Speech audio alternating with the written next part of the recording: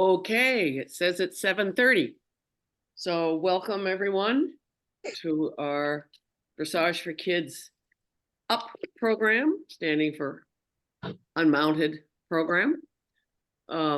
Just a little bit of housekeeping first. We are recording this, and I want to thank very, very much the Connecticut Dressage Association, which helps to sponsor this. Trafalgar Square Horse Books, who have been a sponsor of Dressage for Kids, I believe, for the last 25 years. This is our 25th anniversary. And then the committee that organizes this, Susan Sieber, Carol Baker, and Mary Livernoir, our executive director. Our next session will be February 5th with Dr. Bubolka, I believe is how you pronounce her name, talking about equine first aid. Trafalgar Square every time offers us a $25 gift certificate to be not raffled, chosen, selected from the people that are here. We'll interrupt at some point, and Mary will have a list of everyone that's here. You have to be on in order to get your gift certificate. If you have questions, please put them in the chat. I don't know if you're on a phone where the chat is, but if you're on a computer, it's, I believe, usually at the bottom under, what is it? Where does it say chat? Somebody help me here, Mary. Notes, maybe? It's usually if you go to participants. Participants, isn't that it? No, not there. I have my chat up. Where'd it come from?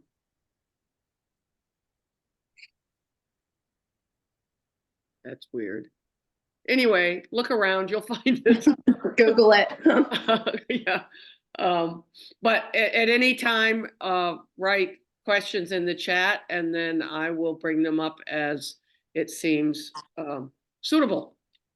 So, with no further ado, I don't think I've forgotten anything, Mary, have I? No? Okay. So, I'd just like to make a quick introduction. Sarah Tubman's been riding horses since before she could walk on her own 2 feet. She's a graduate Bee Pony Club and competed through intermediate level in eventing, impressively finishing third in her first CCI 3-star when she was just 15 years old. That's very impressive. In 2004, she shifted her focus solely training and competing in dressage. She regularly participates in many different clinics and rides with top trainers, including Judy Harvey, Bert Rutten, Debbie McDonald, Scott Hassler, and Gunter Zeidel. She's taught many riders and horses from training level all the way to Grand Prix. She represented Team USA with First Apple, her horse, at the 2019 Pan American Games in Lima, Peru. With a personal best, she and Apple won an individual gold medal as well as team silver. In the beginning of 2022, Sarah and First Apple were shortlisted for the Dressage World Championships in Denmark. After a very consistent season, she was also added to the Dressage pre-elite list as well as the USEF pre-elite list. In 2023, Sarah and First Apple were part of the gold medal winning team at the Pan American Games in Santiago, Chile. Marin Roth is an 18-year-old dressage rider and FEI groom. From Bloomington, Illinois, she started coming to Wellington in 2018 for Dressage for Kids Winter Intensive Training Program. And I might add, she was 12, I believe, with her 4-year-old horse. And it was very successful. And she hasn't looked back since. Currently, she works for Summit Farm and Tubman Dressage, taking care of top dressage horses and exchanging work for training opportunities. Her most recent accomplishments include attending the 2023 North American Youth Championships, where she finished top 15 all 3 days on the horse that she started at 12 as a 4-year-old, winning the 2023 14 to 18-year-old dressage seat medal finals at the Festival of Champions, which was a goal she'd been aiming for since 2019, and grooming for Sarah Tubman and Summit Farm's First Apple at the 2023 Pan American Games in Santiago, Chile. Being one of the gold medal winning grooms on Team USA was an experience she will never forget, and hopefully she hasn't, because she's going to tell us about it tonight. So let me start, if I may, with Sarah. What made you change from eventing to dressage? Well, I had actually moved to Southern California. I'm from Nevada, and I moved to Southern California to work for a large sales and training dressage barn. And I had done that, and I moved with my eventing horses. And my plan at the time was, I really need to clean up my dressage so I can be even more competitive in eventing. And up until that time, I had ridden mostly off the track thoroughbreds. My sisters and I would buy horses for $500, and those were our event horses that we competed with. So when I arrived at this barn, I had never had the opportunity to ride quality horses. So after actually feeling, to be honest, what a real extended trot feels like and what a line of tempi changes are, it actually is fun. Sometimes on those off the track thoroughbreds, dressage is very challenging, and maybe fun was not the word I would use all the time. So I got to experience firsthand, a top barn and how it would run, and kind of the possibilities of exploring the dressage venue instead of just staying eventing. And then actually it was a very sad event, but one of my best friends died on the cross country course when she was 18. And that same year, it kind of made me really dig deep and think, is this going to be a long lasting career for myself? I came from very normal family, or below normal family. So also having to kind of look at what it would look like to make a living in the sport. And back then, for sure, dressage or eventing horses were off the track thoroughbreds, and most of us never had horses in training. So after seeing how a dressage farm ran, I saw quite a lot of opportunity in that, along with it actually becoming fun. So I ran with that. You mentioned your sister. Does she still ride? Yes, actually, my entire family rides. So both of my young sisters are trainers. One is in Southern California and the other one's in Montana. And my younger brother actually also rode off and on and did bull riding and was a farrier. So at one point early on, when I started my own business, my whole family worked together. So both of my sister was my manager and groom. My other sister did all the young horses and problem horses, and then I was the main trainer. So for a short period of time, we had like at the time, my maiden name, a Lockman team. But yeah, working with family can be a little complicated. So we decided to, dissolve that at that time. So what was your first real dressage horse? Oh, my first real dressage horse.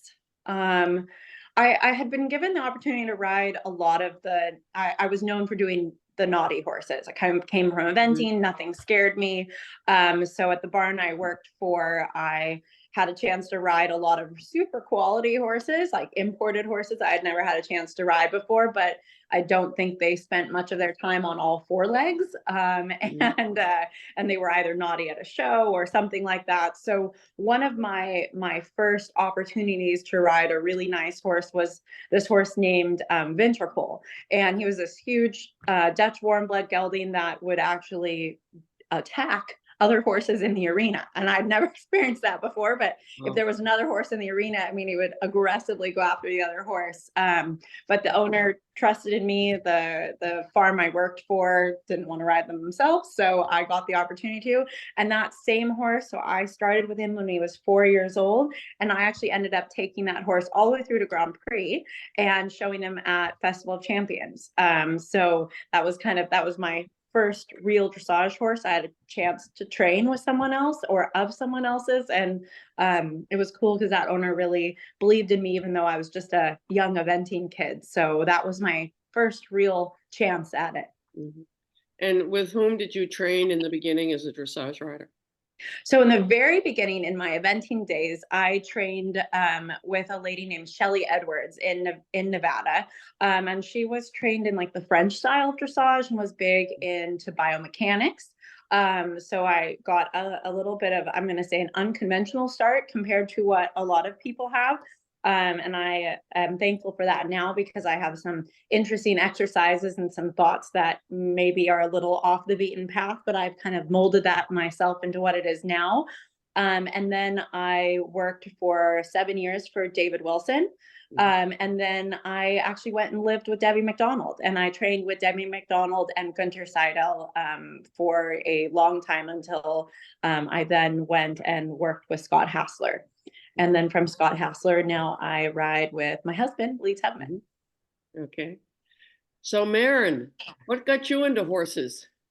Oh gosh, let's see. So both of my parents work for State Farm Insurance Company, and every summer they would do a State Farm insurance like carnival, basically for the State Farm families.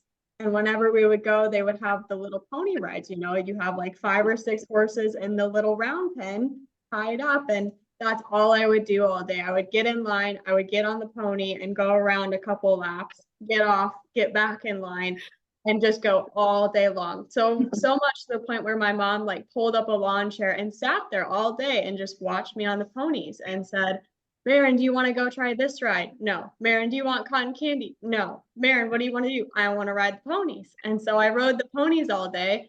And at the end of the day, or at the end of the weekend or whatever, the guy was like, he told my mom, ma'am, I think you need to buy your pony a daughter, or your daughter a pony. And I just went, I don't overwork her, I swear. no, I'm just, anyway, he asked my mom and was like, ma'am, I think you need to buy your daughter a pony. There we go. And she said, no, it's just a phase. And he just, it's not a phase. And it hasn't been a phase since. And from there I did Western pleasure and like halter stuff, because, you know, middle of nowhere, Illinois. And I got to the point, it was like 2 years, and I was like, nope, this is too slow. I want to change it. So then I completely flipped gears and I did eventing, like Sarah started. And from there, I always did super well in dressage, like first place in dressage. And then I would go into the cross country and I'd be bumped down a couple. And then I'd go to the show jumping and I'd be bumped down a couple. And I think like a couple shows, and I was finally like piecing it together. And I was like, maybe this is some sort of hint. So then I leased, I think he was a ex-reiner Arabian horse, and I started doing dressage lessons on him, and that's how I got into it. Sounds like a really nice start to dressage with an ex-reigning Arabian. Yes. Quite. And how did you get the horse that you brought to Wit? So I got my horse, Jaeger, who I brought to Wit and who I still currently have now. He's 10. But we originally got him from Natalie Swick up in Wisconsin. She's actually a German riding pony breeder. She lives in South Carolina now. But at the time, we had gone to look at German riding ponies for me because I was 12 years old. And my parents were like, okay, we'll get her something, you know, like kind of trained, but still affordable. And the pony we went to go look at actually had a pasture incident. So she couldn't be looked at, couldn't be ridden. And so Natalie was like, okay, well, I have these 3 young horses that I bought as yearlings. And like, this is what I have, and I have to move. So they're kind of on a discount. So we literally just like watched them run around an arena. And that's how we ended up with my horse. Was like, oh, he looks kind of fancy when he's running around faced by a plastic bag. So that's how we ended up with him. I'm sort of sorry you've told that story because it's obviously been successful, but it could have been such a disaster. It's rare that it's successful, but yes, Absolutely. With the help of several people. Yeah. Well, you've done a wonderful job. So a little bit, you did the the winter program that with us, and then what was the journey that got you to working with Sarah? So actually, before working with Landon and going to the WIT program, I met Annie Zasalvo, and she does clinics up in Iowa and actually comes in and will judge some of Landon's like schooling shows, and you'll see her around Wellington. She's everywhere and a workaholic like most of us. But she kind of took me under her wing, and I did clinics with her throughout the summer when I would get back. So after Landon's program, that's what I did. And she encouraged me to keep going to Florida. And eventually I ended up coming down with her for 2 seasons. So I worked fully with her and just did training and school. And then last year I had graduated a semester early from high school, so I was looking for work while still being able to ride my horse and keep in training. And so I started, Lauren Chumley had a couple hours that she needed someone to help her out, so I did that. And then actually Sarah posted on Facebook that she was in need of help because one of her grooms had a medical emergency. And I went back and forth on whether I wanted to do it because I had just committed to Lauren, and we talked to all the ladies at the barn and they were like, when is an opportunity like this going to come up again? So I just took it and I worked from 6:30 to 1:30 for Sarah in the morning. And then I would go and ride my horse like 1:30 to 4. And then I would go work for Lauren from 4 to 8 o'clock. So it was a tiring winter, but I learned a lot. And then eventually Lauren said, all right, I have to go home. And Lee and Sarah offered for me to stay for the summer because I didn't really have any plans after the winter season. And so I said yes, and it's been history since. There you are. Sarah, tell us just a little bit about your business. I mean, how many horses do you keep? How much staff do you have? So Lee and I actually run our businesses together. So we are located, we're at Donato Farms now year round. Originally I was going back and forth from California, but now it's worked out that we just stay here year round. And we have about 20 horses in training for season. It's a little less out of season, but about 20 in season. The majority of the horses, well, I guess there's not really a majority, but I'd say about a quarter of the horses are my competition horses, horses that I just ride and compete and am developing. And then we have a portion of the horses that are sales horses. I like to do a couple sales horses at a time. And then the rest are clients' horses. Only a couple of them are seasonal, and most people are year round. So we are really fortunate right now to actually, including Marin, have quite a few really top young people coming up, either in the junior young rider kind of U25 mark, but also we have a couple upcoming young trainers themselves that are here for season, and they have a business up north and they are kind of looking for a mentorship through us. So that's, in my opinion, besides I'm a competitor first and foremost, to be honest, that's what I love, and I have big goals and I want to produce Grand Prix horses. But other than that, my next goal in life is to mentor as many young and upcoming professionals as I possibly can, and make a positive print in the horse community. And I was once that overworked, underpaid, underappreciated working student. So I tend to be, we do work hard. Marin will tell you, we do work hard, but I work hard right alongside the girls. But I tend to be quite nice, because everything that happened to me that I didn't like, I promised myself that would not be how I would treat my people. So having someone like Marin in our program is something Lee and I just love. Someone that wants to do this for a living, wants to do this in the future, and is super passionate about it and just eager to learn is super exciting. So if you can just create more Marins than any of you guys that are like mini Marins, like we got openings. So we have 20 horses, and we have I would say we do have four grooms, and then we have other people that do the maintenance, the stall cleaning and the barn maintenance and that kind of thing. But we have about 4 grooms that work full time for us. Now, getting into what happened last year, can you just tell us what the qualifying was like, what you had to go through to qualify this past year for the Pan Americans?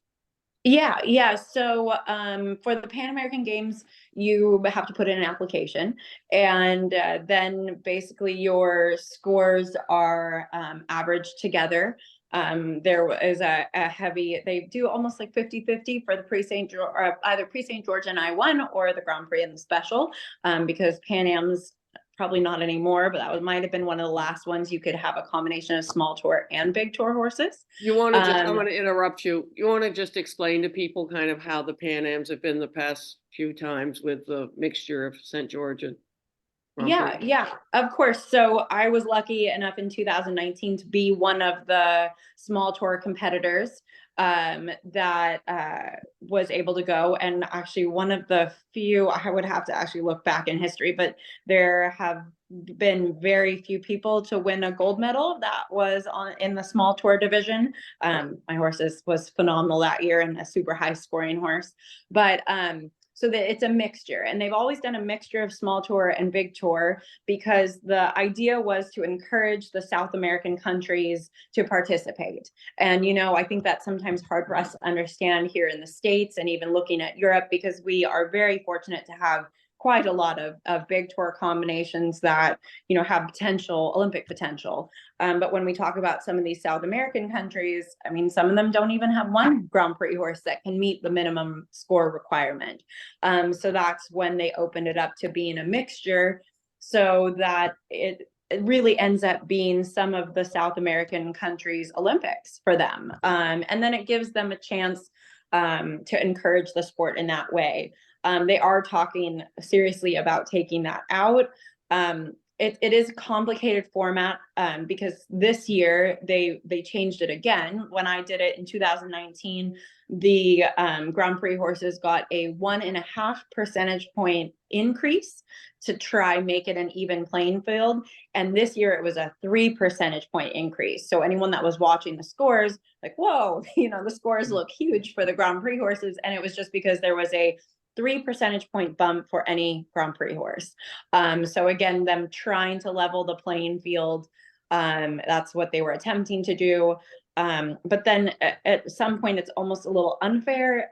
You know, one of our teammates, Christian Simonson, is to put it down phenomenal small tour test, phenomenal. But with the score bump that we would receive, it didn't matter how good of a test he put down with that competition as heavy as it was this last year. You know, he did not really have a chance to medal. So that they did this to encourage some of these South American countries. But I think moving forward, there has been a consensus that they need to kind of keep the integrity of something that actually qualifies countries for the Olympics and keep it where it is through the Grand Prix, because that is what's required for the Olympics. Mm-hmm. And first, it also, correct me if I'm incorrect, but the U.S. was already qualified to go to the Olympics next year, but it was going to be the top 2 teams that would qualify. Yes. To take a team to the games. So the top two teams that didn't already have a spot. So because the U.S. Did well enough at the World Equestrian Games, or whatever we're calling it now, the European Games, whatever they call it now, then we did not need to be top 2. So Canada got a spot, and I believe Brazil got a spot also. Yeah. So you had to send in your qualifying, you had to get certain scores, and then how was the actual team chosen? So then they put together a short list, and the short list normally come as about 8 people. And then there's a short time period, like let's say 2 months, where they require us to do a selection event. And they let it be a little bit fluid, because like we were still in Germany at the time. A lot of the other combinations were not, they were back here. So the selection event was something they watched a little closer as far as our scores, our trend in scores. So after we wrote our chosen selection event, then they chose the team. And they also, what they do, and I don't know if a lot of people know this, but they send the US team vet to do inspections on the horses. So they do almost like a mini pre-purchase health check for the horses before they're named to the short list, because that is a thing that they look at. You know, when you sign these selection procedure papers, when you say you want to do this, there's a lot of things that go into choosing the riders for the team. And it isn't just your ranking, and it isn't just your scores. What I think everybody forgets to remember is one of the things on that is and I'm going to say it how I say it. It's not exactly how it's written, but it's how you and your team have the ability to get along with other teammates and represent the United States in a correct way. And I think that's something that's really important for us to talk about and for us to tell our young people. You know, I told Marin, because it is really important, how at this level, we aren't just out there representing ourselves and trying to get a good score. We really are representing our country. So that is actually something they take into account. And that isn't just riders, trainers, grooms, it's our owners, anyone that we can say is on our team. It gives a whole different pressure when you're riding for your country, doesn't it? Yes, it does. But it's a cool feeling. You know, the first time I, was given one of these USA jackets, and then you see the team of USA jackets and you see the team of Brazil and you see the team of Canada. It's a cool feeling. I personally never did Young Riders. I never, to be honest, had a good enough horse or was quite good enough when I was that young. So I never did Young Riders. So I never had the chance of that team spirit or the team feeling. But I think that was a very cool feeling to actually have a team and not just kind of have to look out for yourself. So yeah, there's lots of levels to this. It's the easiest part is doing your job for those 6 minutes in the ring. There's a lot more to this. Marin, we've had a question about school.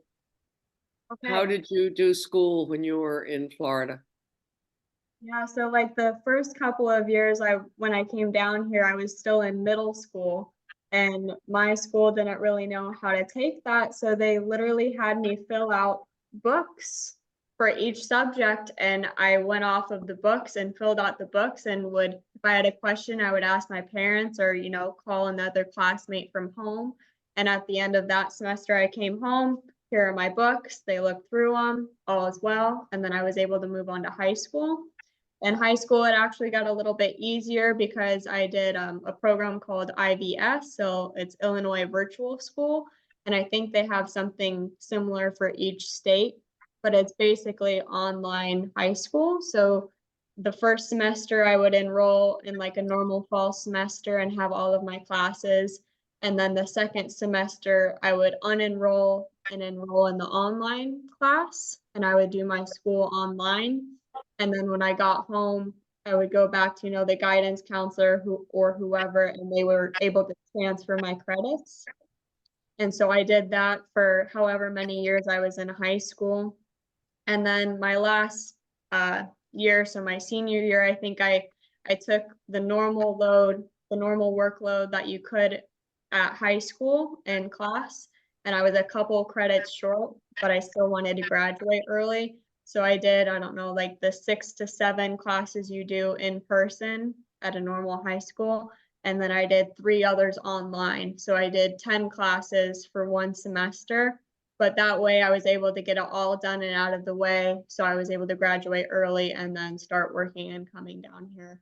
But there's a lot of other juniors and young riders who have had, different situations, but there are definitely programs out there, and it's becoming more common for people to do things online. And I was lucky enough for my school to be open to that. Yeah, not all, working with so many kids as I do, not all schools are that cooperative. Yeah, but some of them. There's also some people who have decided when they go online, it's a good option for them, and they stick with that, depending on how capable that is for your family and you.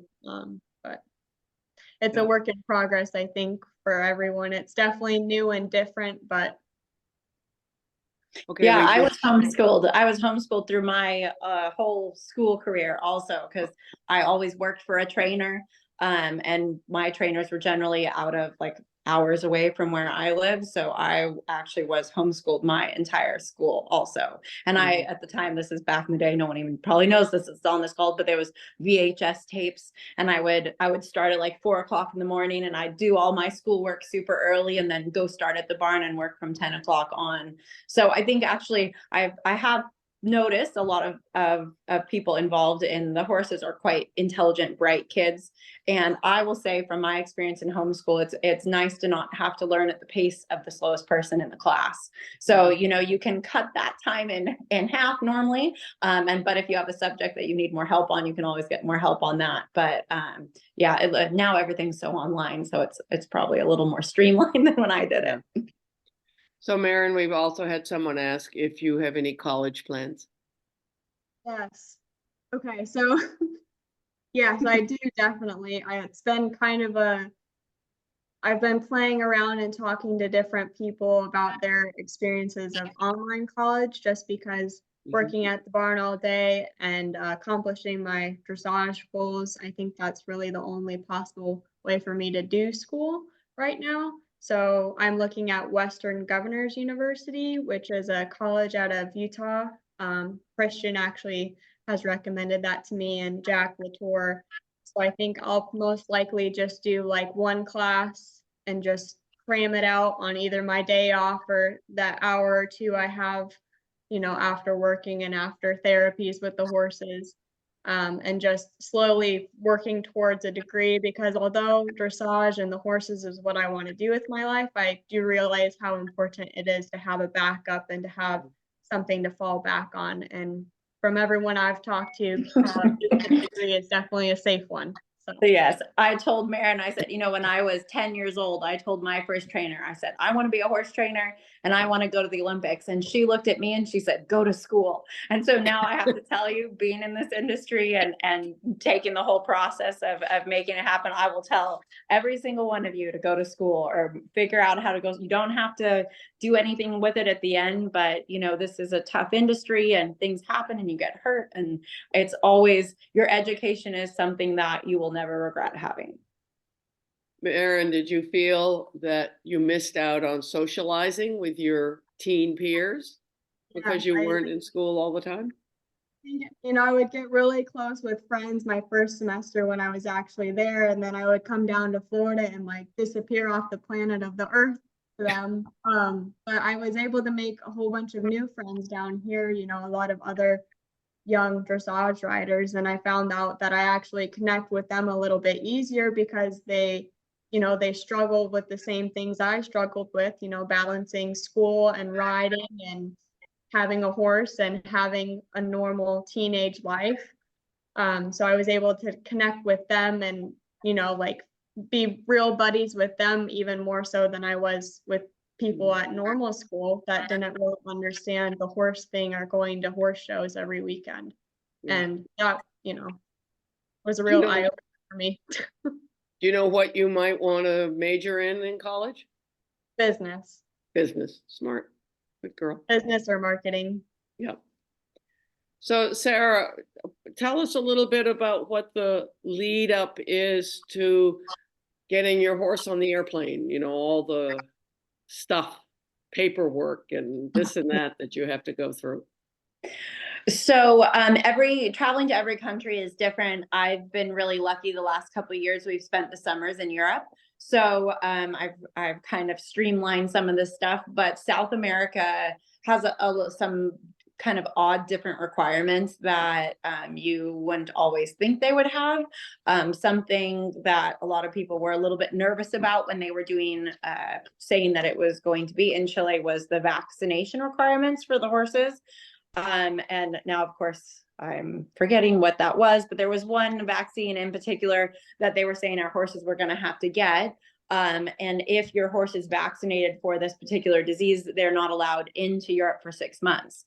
And now, as most of you know, a lot of us spend the summers in Europe, so that was not an option. So we're very fortunate in the United States to have people kind of work all of that out for us. So you kind of have to never panic when you hear some of these rumors, because most of this is worked out and sometimes at the very last minute.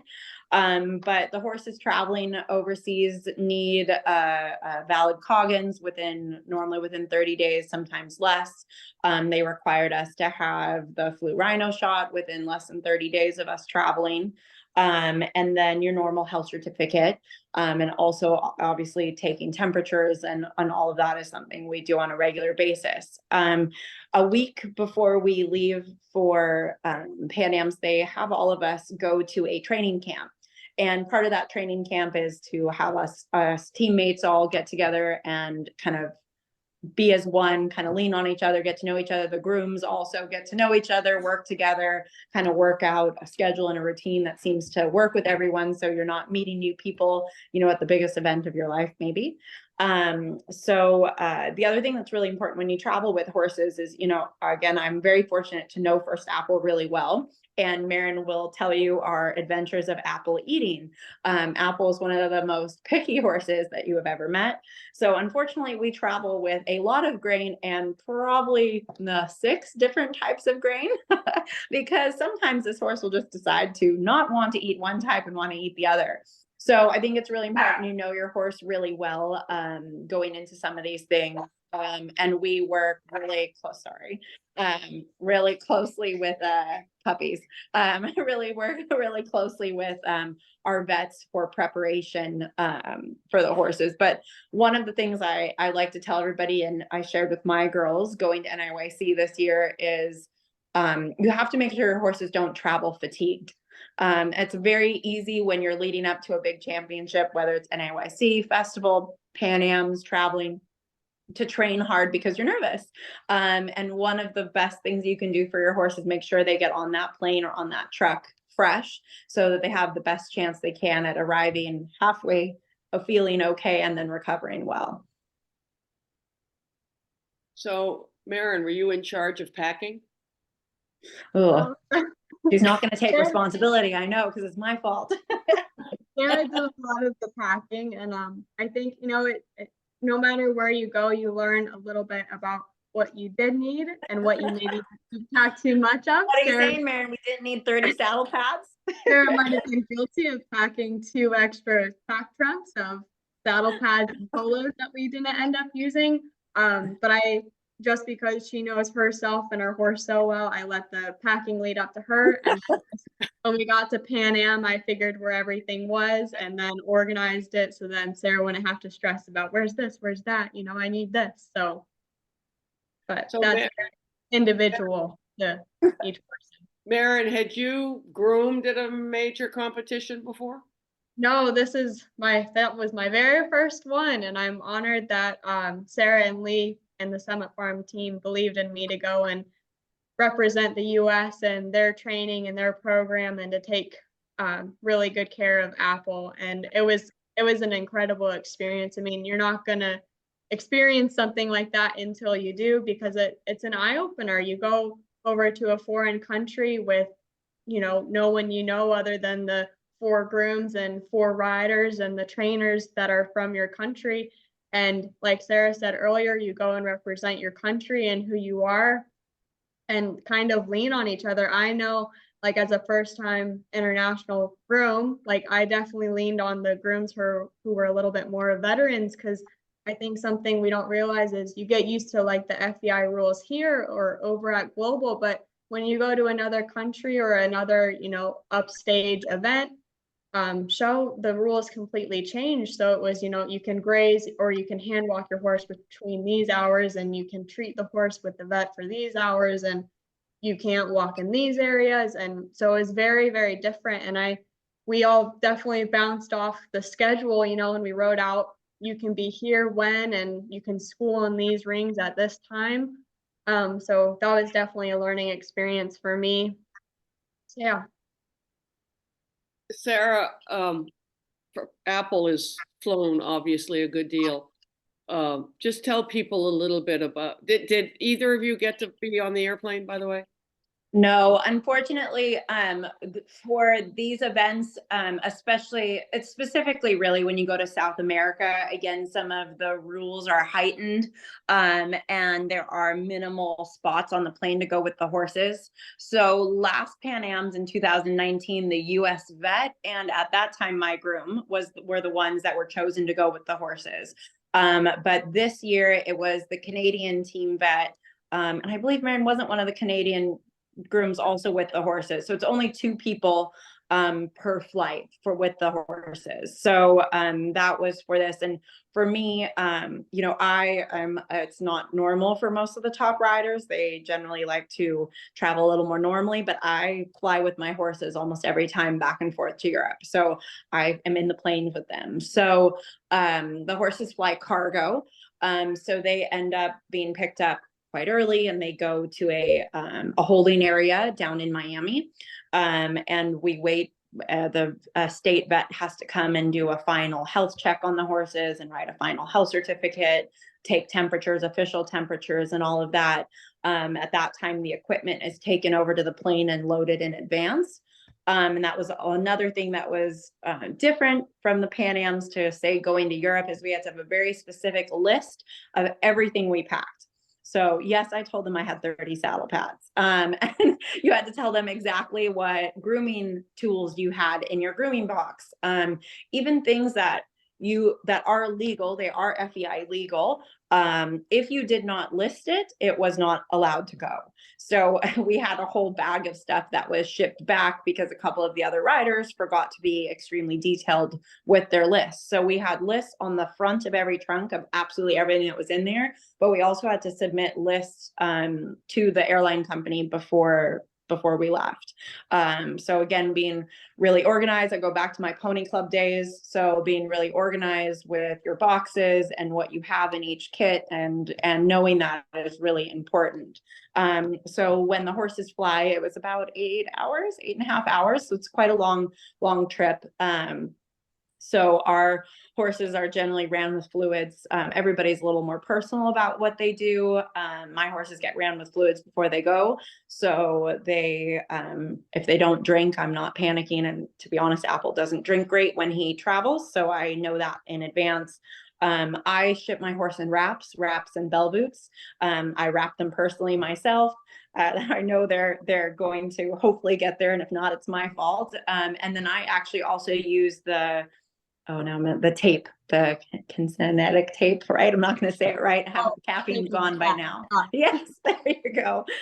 So I also actually ship him in tape for that long too. Because I have to say, I mean, I don't know if any of you guys have ever ridden inside a horse trailer with horses. I actually also, from the 2019 Pan Ams, Endel Ott's horse was injured from the time we left training camp and got to the holding area in Miami in the trailer, and nobody rode in the trailer. So I have a slight PTSD about that. So I personally was the one that rode in the van with the horses from training camp to Miami. And when you do that, you actually realize how much those poor horses have to brace and balance, and they have awkward positions. And I mean, even me, I know we're on the freeway, but the horses don't, and the turning and the stopping and the going. So again, I think some of that stuff's really important, because then when you arrive somewhere, like say NAYC, and you go, why is my horse so flat, and what's wrong with them? Their back is this and their SIs are this. Well, if you were riding with them, you would totally know why. And I think there's studies somewhere that says for every 30 minutes or 1 hour of shipping, it's like 30 minutes of exercise for the horses or something like that. So it's hard on them. But again, the people that ship the horses do the best they can. And everybody's very careful with the unloading and loading process, because so much can happen during those times. So tell us about Chile and the competition. Yes. So again, South America is quite a different experience from being here in Wellington or California or Europe. So the people were really welcoming, super friendly. We were at a active military base, which was actually very cool, because every morning they would do their little chant and put the flags up, and you could see them training on the grounds, and that was really special. Kind of brings you back to the roots of our sport. But again, it's very special to see everybody walking around decked out in their country's gear, matching sheets and matching jackets, and it gives you a great sense of country pride. And I think this year in particular, the competition was great, and there were some really good rides and really good horses, and that's really exciting for our sport. Did you get more nervous? than you normally Um, do competing? You know, I have to tell you, the first time I ever was at Pan Am's, yeah, I might as well have been at the Olympics. Like I had Mhm. never experienced any big championship ever before in my life. And yeah, that was a lot for me. I work with a sports psychologist, so that helps me a lot through things. But at some point you just have to have done it. You know, you don't know what you're going to feel like till you've done it. But I have to tell you, so last year and the year before, I was asked to ride at Aachen. And so that is terrifying. And that to me is honestly more terrifying than riding at the Olympics. And one of like my most favorite memories is I was walking into the warm-up ring and there's Isabel, there's Stefan, there's Dorothy Schneider. And I literally said in my headset to Lee, I said, oh my God, I'm scared. Like, what am I doing here? You know, so for me, after riding in those situations, I just always can tell myself, like, Sarah, you rode at Aachen, this is no big deal. But I think no matter what, you always get, I call it performance anxiety. And that's like healthier for me to say it's performance anxiety. But once I'm on my horse, it's all business. So maybe sometimes before, I'm sure Marin can tell because she was given specific instructions from myself, my husband. I think every person that works with me and my horses, I tend to get too involved. I'm used to doing everything by myself. I'm not used to having someone amazing like Marin. So Marin, what were the words we told you to say whenever I would get in the way? Laura, stay in your lane. Stay in your lane. That's Stay in your lane. very Get out good. of the barn. I think, you know, really wherever we go, showing wise, Sarah's great and works at the barn and works at home, but I think it's also important for her to be able to go to the show and just focus on that show and focus on riding the horse that is at the show and not managing everything that's going on at the barn at home. So I think when we went to the Pan Ams, we took responsibility and told everyone at home, like if something goes wrong, or if anything happens at the barn, like you need to text me, don't text Sarah, and you know, like add any stress or pressure to her. So I think that was really important. And then reminding her, like, Sarah, I know how to poultice the horse, like stay in your lane, don't focus on this, you know? So little things like that, because I know, at least for me, when I show, like, I also want to do things because it kind of puts your mind at ease, but you have to find a healthy balance of putting yourself at ease and then like just doing stuff and getting yourself worked up. So sometimes at these things, the grooms get housed in tents or something. Did you have good housing and did they take care of you as grooms or Yes, were you yes, it was 13 actually, citizens? it was really cool. So all four of us grooms, we rented one car, and Carrie Short, who we designated as the groom mom, drove us around Chile, and they got us basically a little bed and breakfast. So we each had our own room, you know, bed, bath, and it was cute. It was at like a little horse ranch, basically. Like you would look out your window and there was a jumping arena and horses. So that was really cool. And next to the bed and breakfast, there was a barn, you know, so it was very fitting for us grooms. But, you know, USEF definitely made sure they took care of us and had us close enough. I think we were 10 minutes away from the horses versus the riders were a little bit further away, closer to like the in-town area. But we were close and able to get there early and, you know, stay late for night check and still get back at a reasonable time. Did you get to know any grooms from other countries? Not so much, just because we're all very focused on taking care of the horses that we were in charge of. But it was really cool. Like, you know, you'd be out walking the horse you were in charge of and you'd stop and meet another group from another country. And I think it was actually really cool. I actually have my little lanyard here. And For the pins. and the one cool thing we did is when you walked around, you would exchange pins with other countries. So like, here's a pin from Colombia and from Brazil. And, you know, a really easy way to go up and meet people was to say, oh, do you want to trade a pin? And like, even if you didn't speak their language, you would hold out your pin and be like, come on, pin, and they'd understand. And somehow you'd become friends, you know? So that was really cool. I have to tell you, at the Olympics doing that, I found myself looking at people for their pin value and I stopped doing it. I don't want to meet you. I already have your pin. Yeah. Uh, so Sarah, do you have anything particular you do the morning or before you ride? Do you wear the same pair of socks? Do you put your left foot on, your boot first or anything like that? I try not to be that specific. Sometimes it's hard to recreate those things and then it stresses you out. But I always make sure I kind of count the hours. I'm not, to be honest, the biggest eater during the day in general, never mind when I'm competing. But it's so important to try and make yourself an athlete, just like we worry about our horses. So I try work out, there's a certain amount of hours before I need to attempt to eat something, even if I don't want to. I'm big on video review. So I'll sit down and I will watch past tests. And even like if I have a favorite test that I've ridden, I'll watch that and kind of remember what that felt like, and remember either mistakes so I don't let them happen again, or the good moments also from the past tests. And then a really like guilty pleasure thing that's really bad that I think anybody that knows me knows. I'm an energy drink person. So I generally like allow myself half of an energy drink before, like an hour before I go to get on. So it's a bad habit, but it's just a thing I have. I don't know, it gives me that extra zip. And then the one thing that I've learned to do with running a big barn and having lots of clients and even just, wandering around at Global, sometimes it's very easy to be distracted and it's easy. Some people I think don't even mean to say certain things that might throw you off your game. But I will throw headphones on, either this big sound canceling headphones or headphones. And I think that's like your social cue that you don't want to be spoken to. So then that way, if I walk around, I need to go to the bathroom, whatever it is, then I'm kind of in my own little world.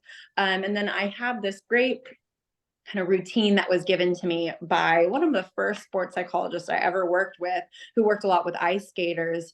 And I guess it's a way of meditating, but I call it like physically grounding yourself. And I just basically go sit there, and it sounds weird, but I call it going through my body parts. And it's funny because when you're super nervous, if you sit somewhere, like, can you feel your left and right calf? And all of a sudden you go, oh my God, where is my left and right calf? And when you're tense, you actually you're not aware of your body. And then you think about what we do every day, or we need to do when we're riding, is you have to be so physically aware so you can use the right aids at the right time. So that's kind of the last thing I do. I put on my jacket and I make myself aware, and then off we go. And I think another thing, I'm just gonna add this in, but something Leah and Sarah have taught me is to, maybe this will work for you, maybe it won't, but go sit by the ring for 10 minutes and visualize your test. I know Robert and a couple other trainers really talk about visualization, and it really does help. If it clicks with you, then that's maybe something you should incorporate in your routine. And if it's successful, then keep on doing it. So yes. Yeah, So visualization is huge. absolutely. So Marin, when Sarah's actually in the ring competing, what's it like for you? it's more stressful than when you're actually competing, but Lee has taught me to stay very focused and stay calm. When Sarah looks over at us, we need to be calm. With the panic on my face, you can't be panicked. Even if things aren't always calm, cool, and collected. So usually, got my big backpack on of holding everything that could help in case of an emergency. And then we always film, and I stand next to Lee, and he'll actually like almost judge each movement as she's riding it. So then when you go back and you watch the video, you can see his comments in real time. It's not like you're watching it after the fact. It's in real time of, oh, you're missing this, you should have done that, like maybe you did this and I see why, but for an improved score we need to fix this. So I think that's something that has really helped me whenever I ride a test, and hopefully Sarah will agree. And then when she's done, it's like, oh, sigh of relief, cheer, good job, and then all is well. So did you forget anything to take? Oh, not did you? that I can think of. Really? That's pretty impressive. Well, you should see But, what like, we packed. looking- We had like 8 We trips. packed a lot of things. So I think maybe like looking back at Aachen and Adrian, like I don't think we packed an extra noseband, like little Yeah. things you wouldn't that's think of, you know. So as you hear the horror stories, you're like, oh, what's one more thing chucked in the bag? But I think because we show so often, we've picked up on what you absolutely have to have in case of an emergency. But obviously there's freak things, and then you include that too. But not that I can think off the top of my head. No, she was good. This girl's detailed. This girl's detailed. So, Marin, do you have anything sort of unusual in your backpack when you go to the ring? Oh, that's a good question. I'm always, this isn't unusual, but I'm a freak about one of the braids popping out, even if you sew them in. So I don't only have like rubber bands, but I have needle and thread and like probably way too much of it. So that, if anything abnormal, that's what I have. And always like thousands of bottles of water, Mhm. lots of water. Yeah. So anything else about the games themselves or not even the horse? Did you go to an opening ceremony? No, we unfortunately where they put the equestrian events, this is how it's been every year, and it's even sometimes like that, I believe, at the Olympics too. Yeah. Not the equestrian events were put like 2 hours away, and then they generally this time our jog was the next day. So it's the traffic and getting there and getting back. To be honest, they don't want us to travel into 2 hours away and happen to get stuck. And then, you know, we're not fresh and ready for competition. So we didn't get to go, but the US did a great job. They had like an opening ceremony party at the hotel, where we could watch that. And I believe, didn't we do that for the closing ceremony too? Marin, I think maybe, I can't remember. But anyway, so they tried make it somewhat like that for us without us having to go. So from your 2 Pan Am experiences, what's it like to be standing on the podium and listening to your national anthem? Oh, it's pretty amazing. I mean, you know, it's an addicting feeling. You know, we get a little bit of that obviously when you ride in a CDI, but it's different when you have a medal around your neck and there's other countries and you look up in the stands and there's your country, like people waving the flag and everybody's super excited. So the first time I said it was an addicting feeling and I wanted to do it again. This time, same thing. So my goal in my life is to continue to keep feeling those feelings. Marin, are you going to be up there one of these days too? Yes, she is. I can sure dream it. But hopefully I'm following it. We do have a question that's a little off the Pan Ams. Sarah, did you do any other sports other than riding when you were younger? Oh, my mom really tried. She really tried. Well, I guess piano is not a sport, right? But I did piano, and then my family's actually really big into karate. They're all like black belts in karate and that kind of stuff. So I did a little bit of that. I did. This is like almost embarrassing, but my mom, I think she really tried to like show me another path. So I did pageants too when I was younger. Oh my goodness. Ridiculous. So no, I did not. You know, I was the one, you know, I grew up in near Tahoe, like Nevada area. And so my friends would want to go snowboarding or skiing on the weekends. And my answer was always, oh, well, I have to ride. And what if I broke my wrist, you know, then I can't ride. So, I don't know. I think it's amazing when other people are able to juggle multiple sports. I think it could give you a different perspective on the riding and that kind of thing. But it's tough. You know, this sport is really, really all encompassing and takes up a lot of time, especially if you do it at a competitive level. So no, I did not. So last question, Marin, you did the Dressage4Kids program, of course, and Sarah, you mentioned you did not do North Americans. Did either of you have any other programs when you were younger that helped you in the dressage? Or was it just you and doing your own thing? For me, it was Pony Club. I I think Pony Club was game changing for me. For me, also, if somebody came to me and wanted a job and said they were a Pony Clubber, you know, C, B up, I mean, you basically instantly have a job with me. So that was a huge thing for me. I mean, I think also brought a little bit what you do, right? It brings kids together because sometimes in the sport, you might have one young person in a stable or another young person in a stable. And you don't, you know, it's not like the hunters where there's a lot of young people put together all the time. But that for me was Pony Club was game changing, and is really the reason why I run a stable the way I do and care for my horses the way I do. Marin, did you do anything else? I have to agree with Sarah. I got my HB in Pony Club, and that was, you know, it was middle of Illinois, but we had a little small pony club at our farm, at our barn that I boarded my horse at. And that's where you really pick up all of the basics that you need to learn eventually. And Pony Club teaches you the right way, the precise way. Some of it's a little bit older school that you don't see as much today, but it's definitely extremely important and something that all professionals and all professional riders, professional grooms, you still do that to this day. And I don't think I would be where I'm at now without learning those basics. So, but obviously Lennon's program and her team clinics helped me a lot too. And just, I don't know, like go and ask your, like quiz yourself or test yourself, you know, like how well can I braid? How well can I tack up? Like, how well do I know my horse and the different parts of the horse? You know, little things like that are really important because when you groom and the rider doesn't see the horse every day, you need to pick up on any little thing that's abnormal. That could be a red flag of, hey, we need to take it easy because this is not normal. So that was a huge thing for me growing up.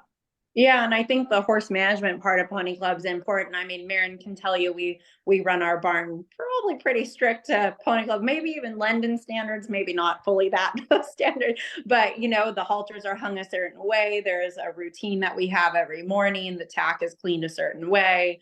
You know, a lot of those things, even though they seem over the top, when you end up in a top high performance program, that there's a reason why we do things that way. And there's protocols for everything we do, and it's to avoid mistakes or safety issues or anything like that. So, you know, I am always amazed at when I get a young person into my program and no one's ever told them, like, you can't just throw your halter on the stall. I mean, that's just not, I mean, we would almost die, right? Your halter's not hung correctly. I mean, you can't even walk by the stall that way. But it's just amazing. And I really wish that more professionals, even if they're not in high performance stables, would enforce those kind of routines and protocols in the stable, because a lot of those things have to do just straight up with safety and horse care. But like Marin would say, I mean, I'm bad, but Lee is really, really particular with stuff, but it's for a reason. I think like Pony Club teaches you it obviously encourages you to do it, but it's the beginning of working with a team. When you go to a rally, all you have is your team members. Parents aren't allowed, trainers aren't allowed. You know, if you don't know what to do, you rely on your friend, and then obviously you learn and you progress. But I think that's the beginning of working as a team and, you know, being confident in yourself as well. Well, I think we'll stop with that. This has been fantastic, and I've been so fascinated by what's going on that I forgot to interrupt and do the drawing. So let's quickly do that, Mary.